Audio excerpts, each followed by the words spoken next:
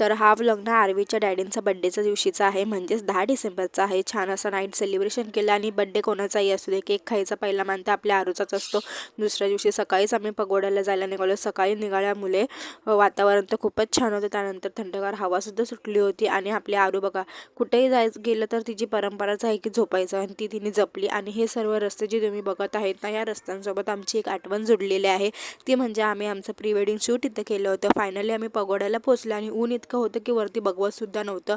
त्यानंतर इथे बघा बापले मस्त ही बेल वाजवत आहे, त्यानंतर धम्मचक्र बघितलं आणि आपली आरू बघा या हरणासोबत कशी खेळत आहे।